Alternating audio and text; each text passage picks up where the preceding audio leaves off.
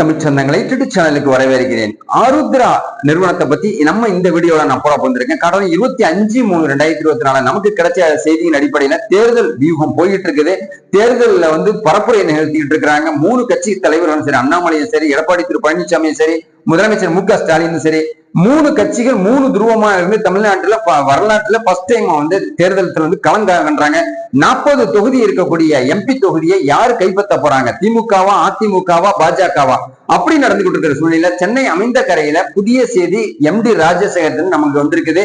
இதன் அடிப்படையில திமுக அதாவது தேமுதிகவும் பரஸ்பரம் குற்றம் சாட்டிட்டு இருக்கிறாங்க அந்த பரப்புரையில. அதுவும் என்ன அப்படிங்கிறதுக்காக இந்த வீடியோல சொல்ல வந்திருக்கேன். அந்த வீடியோ ஸ்கிப் பண்ணாம பாருங்க. வீடியோ பிடிச்சிருந்தா லைக் பண்ணுங்க, கமெண்ட் பண்ணுங்க, ஷேர் பண்ணுங்க. புதிய நண்பர்கள் யாரும் வந்தாலும் சப்ஸ்கிரைப் பண்ணி யூடியூப் சேனலுடைய நெருங்கிய சொந்தங்கள் இடங்க பக்கத்துல இருக்க பெல் பட்டன் கிளிக் பண்ணிக்கோங்க. நான் போற நோட்டிபிகேஷன் உடனுக்குடன் கிடைக்கும் நண்பர்களே.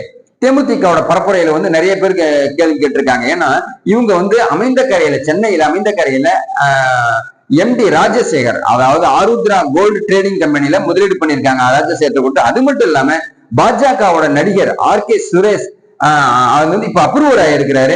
நான் எல்லாத்தையும் சொல்லிடுறேன், என்ன என் குடும்பத்தையே விட்டுடுங்க அப்படின்னு இருக்கிறாரு. அதனால தேமுதிகவில் மிகப்பெரிய ஒரு பொறுப்புல இருக்கக்கூடிய எம்பின்னு வச்சுங்களேன், அவங்க இப்ப திரும்பவும் தேர்தல் நினைக்கிறதுனால இது சம்பந்தமா முதலமைச்சர் மு க ஸ்டாலின் கனிவோடு பரிசீலனை பண்ணி மக்களுக்கு பணத்தை வாங்கி கொடுக்கணும்னு சொல்லிட்டு தேர்தல் பரப்புல சொல்றாரு. 24/3/2024 இப்ப பாஜகவுடைய முக்கிய பிரபலங்கள்லாம் இதுல முதலீடு பண்ணியிருக்காங்க. இந்த பணத்தை ரிட்டர்ன் அவங்களே வாங்கி இருக்கிறாங்க. ஏன்னா ஷேர் மார்க்கெட்ல முதலீடு பண்ணியிருக்காங்க.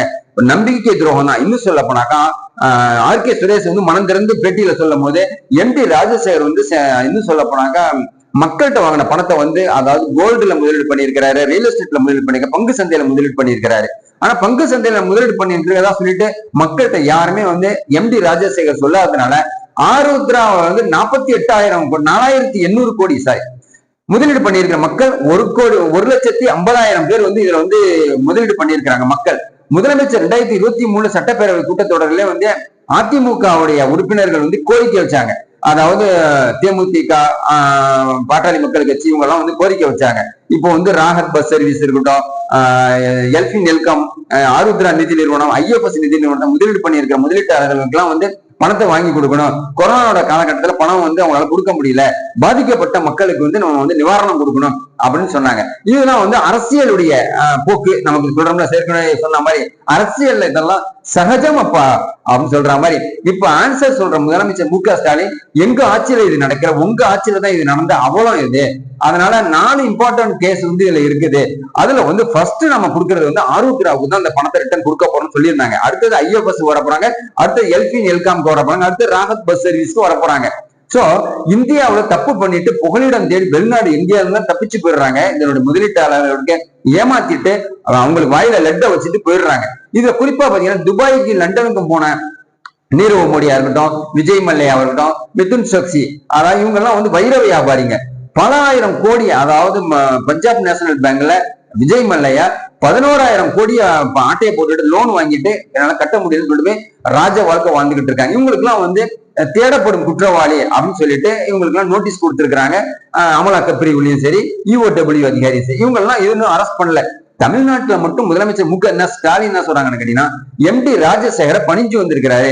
அதனால ஃபர்ஸ்ட் IFS விட ஆருத்ராவை முதலீடு பண்ணிருக்கக்கூடிய முதலீட்டாளருக்கு பணத்தை வழங்கப்படும். இதுக்கு நம்பகத்தன்மையா RK சுரேஷ் அரெஸ்ட் பண்ணி நாங்க வச்சிருக்கிறதுனால இவருக்கு எந்த பிரச்சனையும் இல்லாம நம்ம விட்டுருவோம், அவங்க ஃபேமிலிக்கு நெருக்கடி நம்ம கொடுக்க போறது இல்லை அப்படின்னு சொல்லி இருக்கிற அடிப்படையில உடனடியாக தேர்தல் முடிஞ்சு இதுக்கான கதவு திறக்கப்படும் அப்படின்னு சொல்லிட்டு முதலமைச்சர் மு க ஸ்டாலினும் பரப்புரையை தொடுத்திருக்கிறாரு.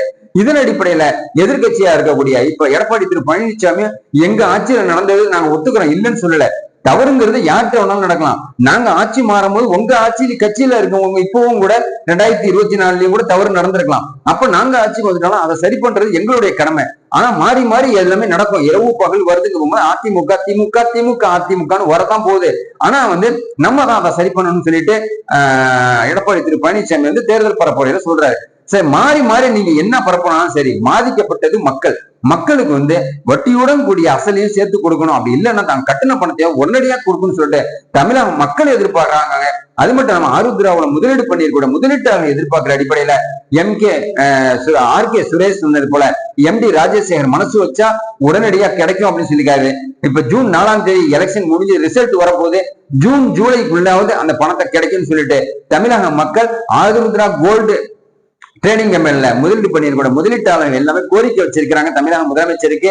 அப்பதான் நாங்க ஓட்டே போடுவோம் உங்களுக்கு சொல்லியிருக்காங்க. பொறுமையா இருங்க. 40க்கு 40 நம்ம களம் கண்டுட்டா முதல் வாக்குறுதியை வந்து ஆருத்ரா நிதி நிறுவனத்தை முதலீடு பண்ணியிருக்கிற முதலீட்டாளருக்கு பணத்தை வாங்கி கொடுக்கலாம் அப்படின்னு சொல்லிட்டு EOW அதிகாரிகள் தெரிவிச்சிருக்கிறாங்க. அதனால நீங்க வந்து நம்ம கழகத்துக்கு ஓட்டு போடுங்க அப்படின்னு சொல்லியிருக்கிறாரு. எது எப்படியா இருந்தாலும் சரி, தமிழக மக்கள் பொறுத்துருங்க. ஜூனுக்கு அப்புறம் ஒரு நல்ல காலம் பிறக்கும். ஆருத்ராவோட முதலீடு பண்ணிருக்கிற முதலீட்டாளர்களுக்கு இந்த ஒரு அரிய ஒரு வீடியோவை எடுத்து நான் போட்டிருக்கிறதுல மகிழ்ச்சி அடைகிறேன். இது மாதிரி வீடியோ நீங்க பார்க்கணும்னு சொன்னா டிடி சேனலை சப்ஸ்கிரைப் பண்ணி வச்சுக்கோங்க. இந்த வீடியோ பிடிச்சிருந்தா லைக் பண்ணுங்க, கமெண்ட் பண்ணுங்க, பக்கத்துல இருக்க பெல் பட்டனை கிளிக் பண்ணிக்கோங்க. நிறைய நண்பர்களுக்கு இந்த வீடியோ வந்து ஷேர் பண்ணுங்க. ஒருத்தவங்க மட்டும் பார்த்தது மட்டும் இல்லாம தமிழக மக்கள், இந்தியாவில் இருக்கிற மக்கள் எல்லாருக்குமே ஷேர் பண்ணுங்க. அவங்க வந்து இன்னொருத்தரவங்களுக்கு, நிறைய மக்களுக்கு, நிறைய சொந்தங்களுக்கு ஷேர் பண்றது மூலமா நம்ம டிடி சேனல் விளம்பரமா இல்லாம விரிவா வந்து நம்ம செய்திகளை வந்து அவங்களை போய் ரீச் ஆகுறதுக்கு ஒரு வாய்ப்பு கிடைக்கும். நண்பர்களே, புதிய சிந்தனை மீண்டும் உங்களை சந்திக்கிறேன். நன்றி.